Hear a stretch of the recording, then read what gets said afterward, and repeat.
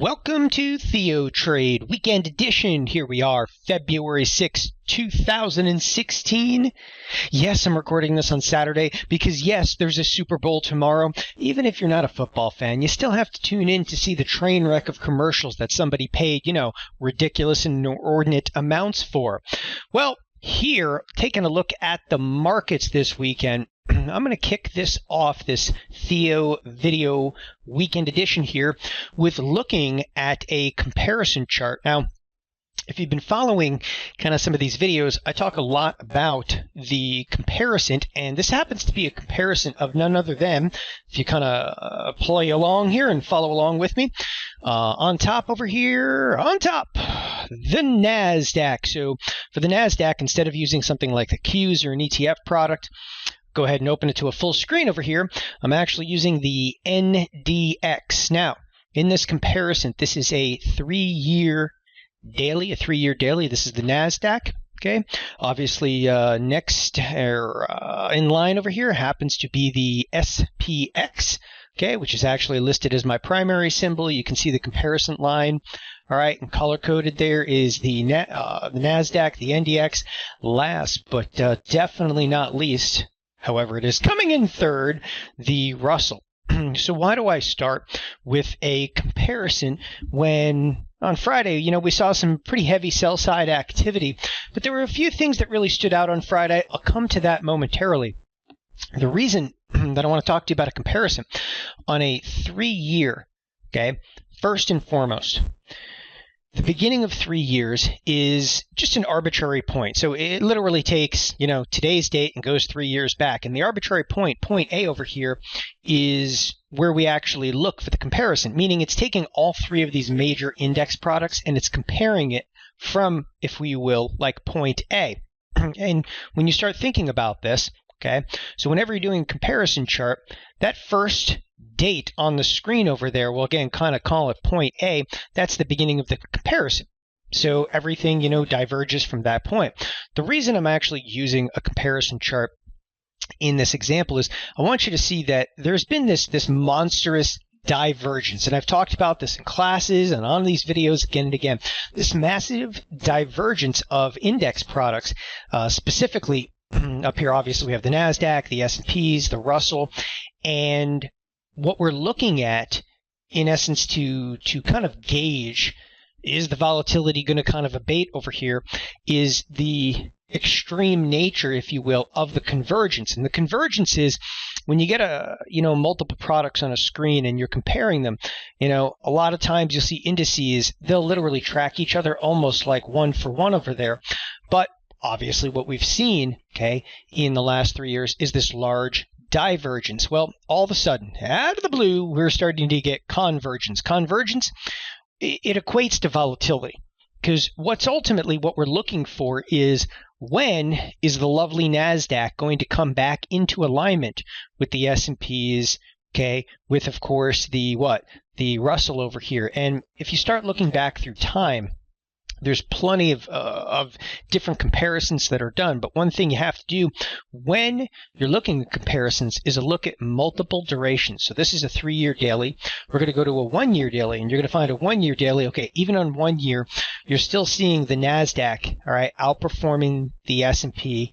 The Russell obviously kind of taking it on the chin over here. The Russell is actually facing, over the last 1 year, this is bear market territory kind of stuff. It's down 18%.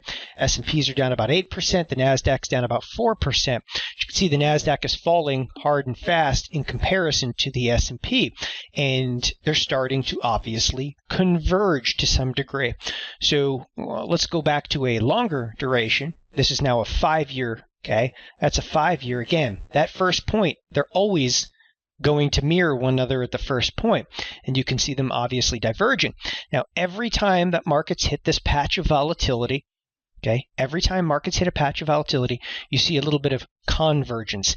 And to show you that, again, you can see right here, all right, right in this neighborhood, the Nasdaq saw some volatility. They kind of came together. In this particular neighborhood, the Nasdaq slightly more volatile, although they bounced right out of that in no time at all. The divergence gets massive over here. Again, this is just back in August All right, back in August, see the S&Ps fell, but not nearly as hard as the Nasdaq. And once again, here we are in the current stance. All right, it's my belief that we're going to see the Nasdaq fall hard and fast again versus the S&P. Again, the Russell, though, taking it on the chin right now. What you'll probably see is things like the Russell, okay, and the S&Ps probably bottom well before the Nasdaq does. So you have to keep this in mind. A little bit on a broader perspective that, volatility again is kind of gripped hold in a market. This is not something that's, necessarily like a short-term thing. Now, this happens to be on a 10-year weekly. Again, the divergence is nothing short of amazing when you look at the Nasdaq. Okay, and then you compare again the S&Ps and the Russell, and they've been actually twisting and turning, but predominantly tracking one another for the most part within a few percentage points, even over the last 10 years. The Nasdaq, I mean, what do you say about it? It's completely and totally out of control. Is it bubble territory? I'm not the one that likes to put labels on things over here, but again, to define the volatility we're in, look no further than how large the divergence is, and in essence, again, the convergence could take a lot of time. So what that basically means is we're probably going to see volatility again here for at least the foreseeable future, and you're going to get pockets where we're going to rally back up. Things are going to get wild to the upside, and then again we're going to hit these massive pockets of volatility. Now, in my estimation, there are several stocks out there that are completely and totally oversold. Expect that. Okay, these are all opportunities. Right now, though, you have to keep in mind that if the market feels completely and totally unpredictable right now, you're not alone. All right, it's unpredictable to everybody. That's what volatility happens to be. So through these unpredictable kind of areas, you look for stuff that's oversold, maybe take some directional positions, and you go out and you sell some premium. And I'm actually going to show you a little bit of both. Okay, so to kind of kick this off, first and foremost, what happened this past week, and then we'll talk about premium selling and some directional trades that I've actually taken in kind of recent times over here. So first of all, we look at the S&P futures. Okay, just a good kind of roundabout way for looking at what's kind of occurred. Again, I'm on a percentage right now, but let's go ahead and show just regular price chart over here, and we'll zoom in again to just the last couple of months.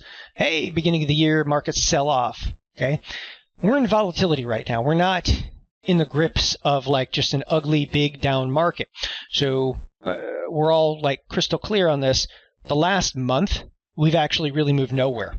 It's been some of the best premium selling that we've seen in years, literally years. This has been the best premium selling that we've seen over here. Is you can come back to really early January, and we've been trapped inside of a range from 1871 to about 1911. Okay, we've cracked the range a few times, but these are lines, again, that I draw weeks and weeks ago. I mean, we've been talking about these levels for a month, and where did we ultimately close? Just north of 1871. So we haven't officially cracked the range. Kind of looks like, though, we're starting to threaten here to the downside. Oh, this is just a little bit, off the cuff over here, but again, it feels like we're about to crack the range. And this is, again, what I'm looking at in terms of volatility and so forth. An instinct, what you're probably going to feel next week is we might actually deviate to the upside for a short amount of time, then crack the range to the downside. And again, I'm going to show you why I kind of have, that belief that, again, markets are probably going to rally back up just a little bit over here, tease everybody to the upside, and then get smacked down.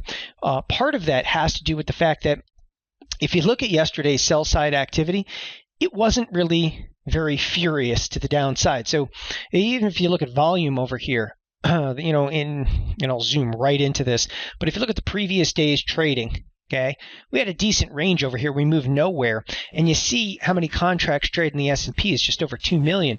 So we get this day yesterday on Friday, we're down like almost 35 points. The volume is not really doing it. Okay, so if you're thinking about like exhaustion and somebody out there is talking about capitulation, they're out of their minds. Okay, that's not what you see. Like capitulation doesn't look like 2.3 million S&P contracts trading. And you notice, again, I'm not talking about individual stocks because it don't matter. Right now, this is in the throes of volatility. It's the market that actually matters here. So not feeling at all like we're in that capitulation zone. Now, if I go to a 1-minute chart, I'm just going to actually go to volume on 1 minute. Now, here's what the S&P is down. Almost 40 points at this point yesterday, right? They're down like 1865. Just zoom in on this for a second. One thing it's got me totally perplexed, the S&Ps are down at this point in the day. Again, they're down almost 40 points, okay? And there's no volume. There's nothing to speak of, okay? It's not good. It's not good at all because you're not getting a lot of conviction to trade, right? And what I'm saying is there's not a lot of players playing around with the S&P is down like 30, 40 points over there. It's not a great sign. Now, on top of that, if you look at things like volatility, so you can look at the VIX and so forth, and I'm not much of a VIX person. I'm going to go back to the SPX, and as I go back to the SPX, I'm going to take it back to a 9-month chart, and I want you to take a look at the SPX. Okay, then we're going to go to studies over here, and I'm actually going to just add implied volatility. Nothing fancy, okay? Just throw the volatility up there. And the one thing that you have to recognize is that the volatility, it's really not in an extreme reading. Yeah, the extreme reading back over here, and I like to point this one out. This extreme reading in that neighborhood, come on, that's August 24th. That was in the midst of like, oh my, I haven't seen risk. But that risk is really what kicked off a lot of the volatility that we're still currently in. Nevertheless, right now, you've seen big spikes of volatility back in early January, and look how much lower vol is right now. Why? Okay, it's very simple. Again, looking at the VIX is never going to say this to you. It's very, very simple. Volatility is much higher, okay, in this particular time frame because it's a big reactionary low. People are kind of freaking out, right? We're going to hit 1800. It's the end of the world. Well, now with markets facing the bottom of this range, right, at 1871, the markets have seen this before. They're shrugging their shoulders at it and go, okay, it doesn't matter at this point, right? We're nowhere near capitulation levels inside of volatility. We're nowhere near capitulation levels inside of the S&P futures. And, okay, if we want to take a really kind of crazy look over here, if you look at something like the VVIX is the volatility of the volatility index. Now, when you pull up the VVIX, it's like when you start to think about the volatility of the volatility index, you're like, man, that's heavy. It's a derivative of a derivative of a derivative. The VVIX, it's also kind of shrugging its shoulders. I mean, this thing was all the way in the 120 level. It mellowed out because we've seen the risk before. We're actually stuck in a range over here. You have to be very careful right now because, yes, it might feel in the next few trading days like we're going to break to the upside. Okay, I'm telling you, the markets right now are in prime condition to really get smacked to the downside. I feel a lot of traders are not looking at the signs over there. There's, again, no conviction to trade, right? Volatility isn't displaying much of anything. The volatility of the volatility index is again, shrugging its shoulders. It's 20 points off where it was just a couple of weeks ago over there because they were feeling the pressure. So markets are kind of like just the risk is kind of subsided, but the risk is still prevalent. Now, to continue on with this, you can even look at skew. Now, this one has got me completely perplexed over here because in skew, and I'll cruise down and change it from a candle over to a line. If you look at the skew, it's actually dropped off, which ultimately says there's not a huge amount of like hedging activity out there. It's almost like, yeah, okay, it'll all be okay. And then on the flip side, when it says there's not a huge amount of hedging activity over there, on the flip side of that, then we look over at the bonds, and the bonds look like they're pricing in the end of the world. Okay, something is going on in bonds. It's something big. It's something spectacular. Yeah, it's called the world right now wants to buy bonds. Okay, and it is getting done at much more of a fever pitch. So bonds are displaying risk. The market right now seems to be shrugging its shoulders. There's a couple more things I've picked up on. One of those, if I go back over to the trade tab, thinkorswim, I go over to the XLF. I keep picking on the XLF. Why? Because the volatility is at like almost, 31%. Just to compare it. 31% volatility. Let's bring up Apple. You're like, does Apple have risk? Yes, Apple's a $94 product. And when you look at Apple, okay, and its volatility, it's at like 33% over the next 6 days. And then compare that to the entire financial sector. I don't know. Am I the only one seeing this? Why is the risk in the financial sector, okay, almost the same as the risk in an individual equity, which is Apple? Okay. When you think about that, should risk of the entire financial sector be priced, okay, as high or equivalent to Apple? Like, you'd have to think to yourself, Apple. Well, what happens if the CEO, gets hit by a bus tomorrow? Stop cheering. That's not funny. But, I mean, really, if the CEO of Apple gets hit by a bus tomorrow, man, that is not going to look good for Apple. That thing's probably going to rally like $10. I'm just kidding.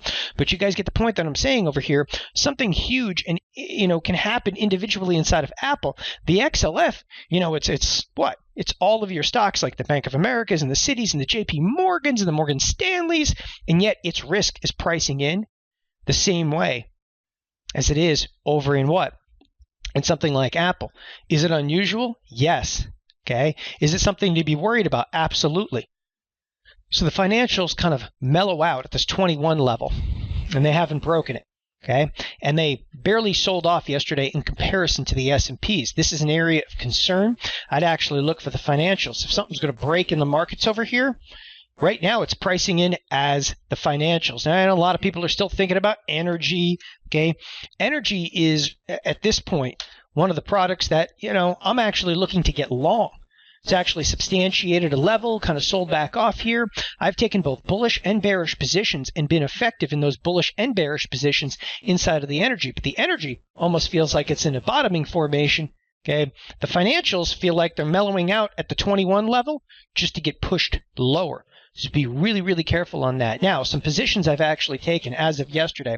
I took a bullish position inside of Amazon. Short duration bullish position. I'm just looking for an oversold pop. Okay. Do I expect the 500 level to hold for now? But I'm taking a small incremental bet, okay, on that. And it's just a 500 505 spread. And again, doing it big over here, the 500, 505 spread. I'm buying the 500, selling the 505s for the March 2s. Okay. And it's $5 wide spread for $2 and about 50 cents. I was able to execute that trade about right around $2.50. I think I paid like $2.53 for it. So you're risking $2.50 to be able to make $2.50. We're going to exit that one if we can make about 60% on the $2.50 that I have at risk. Another thing that I went out and did the other day, I sold some more premium in the SPX. Even though I think we're still on the verge of seeing some more extreme volatility, I went out about 76 days. And I mean, this is my inventory right now in the SPX. I got a whole lot of junk. But again, you can take a look at the SPX and some of the different trades I have got in this little beast over here. Again, strikes way out of the money. I mean, you're looking like the 1680, 1690. That's fun. That's way out of the money. Okay. Then on the call side, you're looking all the way 2070, 2060. So I'm selling the 2060s, buying the 2070s, selling the 1690s, buying the 1680s. Whew, crazy. I'll be closing this thing probably about 30 to 40 days prior to the expiration. Again, premium selling, it's not all that like enthusiastic and like exciting over there, like something like the Amazon. The Amazon, you're like, ooh, I need that thing to bounce in the next 35 days. Okay. The SPX, oh, I need nothing to happen for the next 30-something days. All right. It's a very different world over there.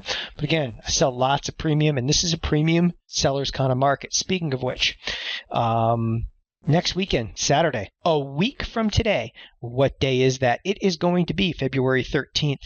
We are going to be kicking off the premium selling extravaganza. 4 hours of me talking about premium selling. What could be better for your Saturday morning? We're going to kick that thing off at 9 a.m. Central Time. 9 a.m. Central Time. It will be 4 hours, so it's about 9 to 1. 9 to 1 on, again, Saturday the 13th. We'll send you out emails, reminders over there. If you're a member of TheoTrade, you're in. Okay, we don't sell any classes here. If you're a member of TheoTrade, you're in, you go to the premium selling extravaganza. The following week, we're going to be talking a tremendous amount about premium selling in the chat room, so tune into it. Thanks a lot, everybody, for joining me here on the Theo Video Weekend Edition. Enjoy the game tomorrow. Bye-bye.